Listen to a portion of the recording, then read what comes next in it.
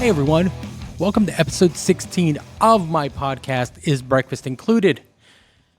Now today on the podcast, I talked to Katie Scott and Bayleigh Cheek of Red Zeppelin Records, located in McKinney, Texas. Now back in 2020, when the world shut down, a lot of small businesses suffered. Some small business owners lost everything they had. But Katie Scott and Bayleigh Cheek are no ordinary small business owners. Now, in July of 2020, they opened the doors to Red Zeppelin Records in the middle of a pandemic to an amazing response. And they didn't stop there. They doubled down and started a record label out of the store. Anyway, I'm going to let them tell you all about it. Let's check it out. I'll start off by you guys introducing yourselves. I'm Katie Scott. I am the owner of Red Zeppelin Records. And I am Bayleigh Cheek. I manage Red Zeppelin Records. Right on. Thank you guys for doing this. Let's get started. Just a little bit of backstory. You guys opened in July of last year? We did. We unexpectedly came across this gem of a building in May, and I had to make the decision like within a week of if I wanted it or not. It was real fast. Yeah, it was real fast. I just happened to be outside I own another store around the corner, and I happened to be outside, and the landlord of this one walked by, and we just started having a conversation, and he told me that this building might come up, and if I was interested, I needed to go look at it immediately. So we had to make that decision so quickly. And I told Bayleigh, I was like, what do you think about opening a record store? A week after we came back from quarantine. And she was like, hey, what do you think about opening a record store? And I was like, actually, it's kind of my dream job to run a record store. So count me in. We signed the paperwork within 2 weeks. So as the world was shutting down, you guys were opening up. That's right. Yeah. So how long did it take you to get it up and going? And A month. Yeah. From the time the previous owners moved out to when we could start. So, yes. So we got it at the very beginning of July. So July 1st, and we opened July 26th. Mm-hmm. So it took us like 3 weeks to prep it. Yeah. But, I mean, we already had been dealing in the record business, so we knew a lot of the ins and outs of that. So it was really just getting all the stuff built and like the shelving and everything. Otherwise... we had quite a few stock from when... It was at the Groovy Coop. Right. And then we just expanded all of the reissues and, did a bunch of buys. We wanted the whole vibe of this place to be, like she says, very DIY. So, like, we did everything ourselves. So it's painted. We painted it all. She did the graffiti up front with a friend of ours.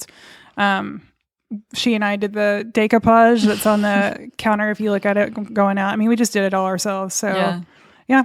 We wanted it to feel like an old 90s hole in the wall that you just wander into, don't even know it's there. Yeah. High fidelity kind of. Yeah, totally. A little bit. Yeah, a little bit.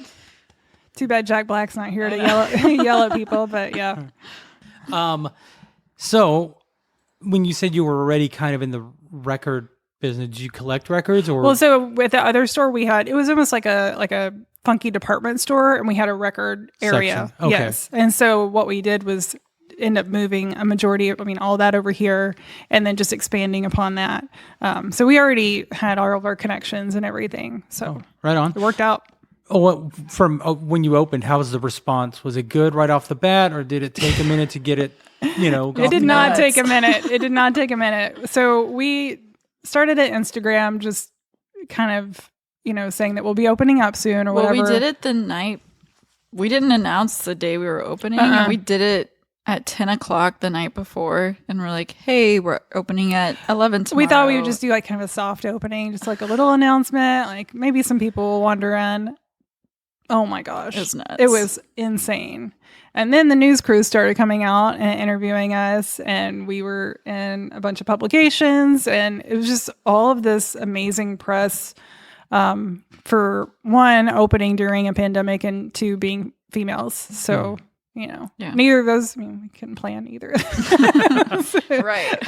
And was it just you two guys opening? Or? Yeah. My husband helps with everything that we do, but it was just me and her. Right. Yeah. And then we had Declan, our buddy, who's no longer with us. No, he's not dead. He's just he makes EDM So he's an electronic artist. So he's busy with that. So, yeah. And I guess there's a demand in McKinney, Texas for a record store. Yeah. I mean, we have people come in here all the time. Other people that have moved away and are visiting saying like, man, I wish I had this as a kid. And, people coming in all the time saying, it's so nice that we have this now. I guess we didn't fully know how much it was needed. Yeah. I mean, we knew it was open. We knew that there was a need for it. We knew that there wasn't one in the upper North Texas area. The closest ones are kind of 635-ish and below. And then the one that was in Denton, he went strictly online during the pandemic. So there really wasn't a brick and mortar for people to come visit. Right. So that's what we were, going off of. But we also in the record community, people travel around specifically to go, they just hop from place to place. So they'll go around the Metroplex all in one day, just hitting up all the record stores. So we get a lot of people just like from like Fort Worth or further away. Yeah. So, yeah, people travel up here. Yeah. We're not really close to anything. Yeah. No. McKinney's not known for their record. No, not at all. But it's They're like known for a lot of things, but it's definitely not records. But we're getting there, Like I think that's because we were kind of an anomaly. So I think that's why we got a lot of press, was just because it's like, what? What? Yeah. So. And so you guys have plans to grow? Are you cool here in this spot? You want to keep it like this? Or if it starts to get bigger, are you willing to grow with it? I mean, Bayleigh knows me. Like, I'm always doing the next thing. But with this store, I'm okay with this store right now, what it is, because we started the record label. And so that takes up so much of my time between this store, the other store, and the record label. Like, I can't go open another store somewhere else. If somebody wanted to buy into it, yeah, I'd be open to that. But I personally am tapped out. Yeah.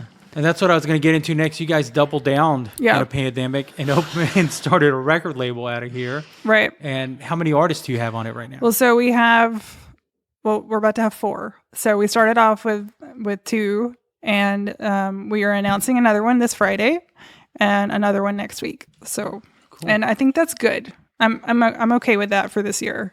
I don't want to take on it. That's one thing about being in business. You kind of have to learn your limits. So I know if you want to say yes to everything. I mean, there's so much talent and there's so many people that I'm interested in talking to and helping out. But, I also want to do it right. So. And all your artists, they're Dallas, Fort Worth based, or do you have any out of state? No, not yet. Right now, most, actually all except one are McKinney. Okay. I know Bayleigh's one of your artists. Yeah. Yes. Correct? And Juno is from here too. We started off with Juno and Bayleigh, and then we have a new one being announced this Friday who is from here. And then we have a band that we're announcing next week, and they're from Dallas. Oh, so cool. Yeah. And what are your plans long term for that record label? I mean, I don't have any, visions of grandeur of trying to take over the world. I just want to be a launching place, like a platform I want to be an indie label. Yeah. So, and I like being a woman in the industry. I think that's underrepresented. So, I'm here for it. Right on. So, yeah. And what do you guys think of the Dallas music scene? We were just talking about that.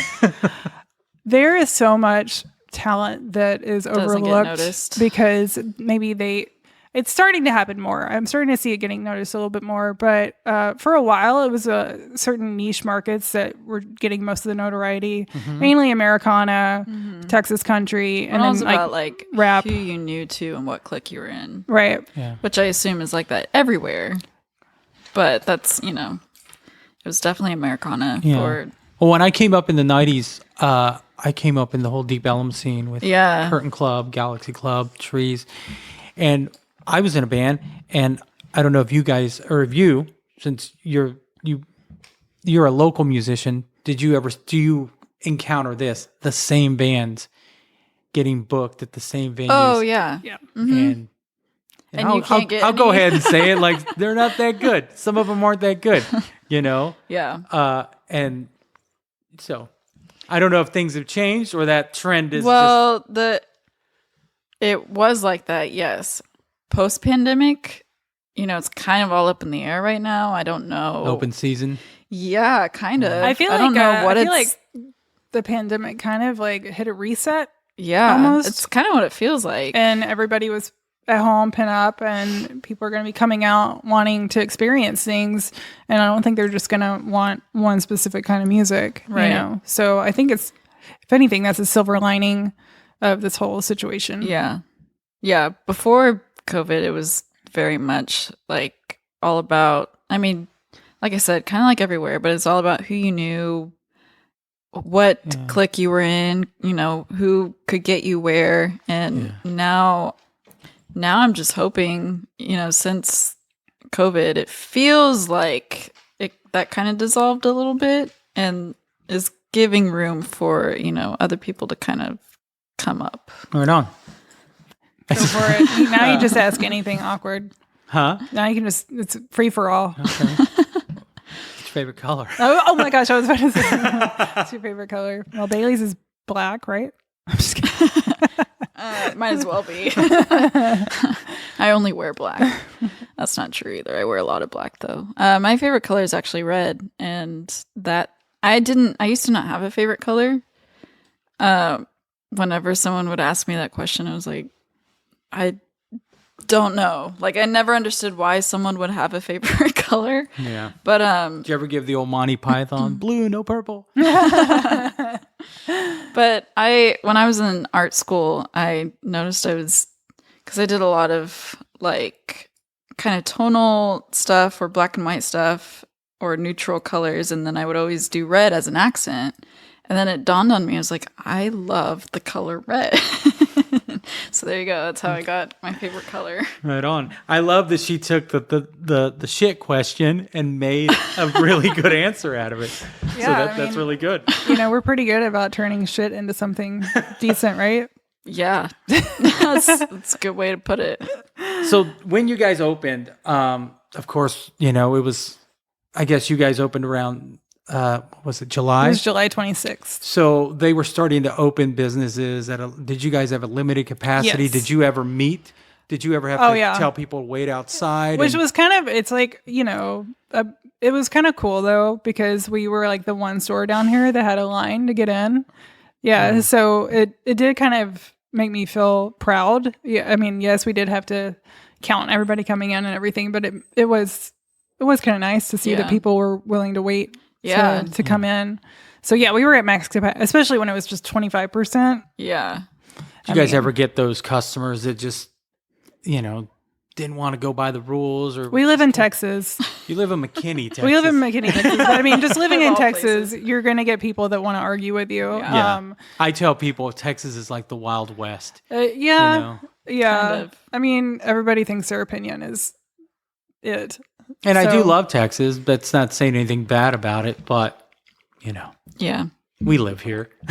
So that's how Bayleigh and I view it, is we live here and we make the best of what we have. Yeah. We talk about it quite often. We plan to leave eventually, but we're trying to make our mark where we are. Yeah. Do something different here. Yeah, we both talk about all the time how we feel like we don't belong here, how we're just kind of just here by chance, but it's that making the best of where you are. Because if we were the kinds of places we probably want to live, then we would just be like everybody else. You wouldn't stand. Yeah, we wouldn't stand out. So by being the way we are here, it's to our advantage, right? So it's good. So with the store, with the label, do you guys have a someone that you kind of want to model yourself after, like? I don't want to say like a mentor, but like someone in the business. No, not necessarily. I mean, I have people that I admire in businesses and such, but I don't have anybody that I just want to be my own person. If anything, I want somebody to want to model themselves after me someday. So that sounds really egotistical, but I mean, I strive to be good enough that somebody else would want to be like that someday. But there are a lot of business people that I admire, and then people in the industry. Yeah. And there are some smaller labels that we both admire and look up to. But no, I still like to be my own thing. Right on. Yeah. Same with you? As far as business, yeah, I'm just kind of like in it with Katie. For my own personal music, that's like a whole another different story. I have a ton of influences and people that I look up to for that. Like Patti Smith and PJ Harvey are kind of like my top icons that have inspired me as a female in the music industry. Yeah. That's awesome. But yeah, I'm proud of any woman, trying to start a label or do anything in the industry. It's just, we need it. We need more of that. So, yeah. And as women in the industry, have you met any resistance? Yeah, but not as much as you would think. Yeah. I mean, when we first opened, people tried to pin us as these crazy feminists, which we're not. We love men, and nothing against that. We've even had to say like we love what men have done in the music industry. Like absolutely. We're because the press loves to like twist your words or just twist what you are, what you represent. Just because you're a woman doesn't mean that you can't be proud of your accomplishments. It doesn't mean that you're a feminist either. So. And not that there's anything wrong with being a feminist, but it's not that we don't like men. Right. We're just proud to represent something that's not represented as much. We had a couple people come at us with some cool phrasings and stuff, but other than that, it's forgot about that. They called it our vagenda, our female vagenda, which is really clever. That guy, write that down. I put that guy on blast on social media. Yeah. That's the other thing. If you come at me, I'm going to come back at you. So great, man. Yeah, you should. I respect anybody that doesn't hold their tongue. Oh no. Yeah, Bayleigh's used to it, I guess. It's a double-edged sword, I suppose, but you have to be pretty strong. Yeah, to do this. My podcast is called "Is Breakfast Included?" And if breakfast was included, what would you have? That's a great question. What would I have for breakfast? If it was included. I'm a fan of oatmeal and avocado toast. I love a good omelet, like a gourmet omelet. Bayleigh and I both have highly restrictive diets. So you're talking to like, we don't eat, I don't eat meat. We don't eat gluten. We don't eat dairy. So what, I guess, what's for breakfast? Not a lot. It's pretty limited. If I could have like any option, no restrictions, I mean, a good fluffy waffle is always, I haven't had a waffle in like 2 years. And you're still going to stick with oatmeal? I mean, I enjoy oatmeal. I really like avocado. So some like fancy avocado toast. Okay. I would like that on gluten-free bread. I know it's boring. No, it's not. I haven't got that one yet. Fruit, yeah. I don't know. What do most people when say? I go out to breakfast, I always order an omelet anywhere I go. Yeah. That question, it gets so many answers. Some people will say, well, if I'm here, this is what I'm going to have. If I'm here, I'm going to have this. Some people just say something they've never had because that's what they want. I've gotten avocado toast twice now. Twice. I just interviewed a guy on Monday and he said, I'm going to have eggs Benedict with salmon. Yeah. And then he was like, I've never had that. I don't know why I said that. Sounds good to him. But it sounded almost like he was picturing it in his head. Like, he's probably sitting on a balcony somewhere eating his salmon. So that's the question. Where can guys find you on social media? Not guys. Where can everyone find you? I see what you did there. No. Where can they find you on social media? I'm leaving all this in, by the way. I'm having fun. Oh, it's fine. Yeah. Our record store, it's at Red Zeppelin Records. My personal one is at Bayleigh Cheek. I spell my name weird, so it's Bayleigh and then Cheek. And same on Facebook if anybody still uses Facebook. Facebook, YouTube, Instagram. Mm-hmm. All that is just Red Zeppelin Records. Any platform, it'll be at Red Zeppelin Records. Okay. And, you know, we accept music submissions. We still get them weekly from aspiring artists. So the label is always And you're not one certain type of music, like anyone can submit. Correct. Yeah, anybody can submit. I mean, we're indie, so that is such a vague phrase now. So, you know, we're anywhere from pop to rock to, I mean, I'm down with some metal. Right if there's any good metal around here, I'm down. Please. Yes. Please come at us. Punk. Because there is a rebirth of punk coming around now, too. I would love. Bayleigh and I are both, you wouldn't know it by looking at us, but we're both obsessed with punk music. So it's true. So are there any plans maybe later this summer to have a Red Zeppelin music festival? We were just talking about that. I swear I didn't hear you guys. Yeah, no, that's weird that you said that. We were just talking about that a minute ago. Yeah, there's always plans. I would love to do a very female-based, not Lilith Fair, but you know how that was like a thing. Yeah. But more, you know, not just sad music. Not just sad girl music. Not just sad girl music. Like, maybe the Vagenda Fest. Yeah, the Vagenda Fest. Fuck that guy. If you're listening, fuck you. But yeah, it would be like just women all over the place, like you know, from R&B to rock to whatever. Yeah. So yeah. All right on. Keep an eye out for that. Cool. Well, like I told you, it was going to be quick and painless. Yep. Thank you guys for sitting down with me. And I wish you all the luck. Thank you. Thanks for having us. Well, right on. Katie Scott and Bayleigh Cheek of Red Zeppelin Records. You can find them online at redzeppelinrecords.com, on all social media under Red Zeppelin Records. They also have a podcast on YouTube called Under the Influence. We didn't really talk about that, but that was my bad. But you should check it out. It's a lot of fun. All right, I'm done here. You guys have a great day, and we'll talk to you next week.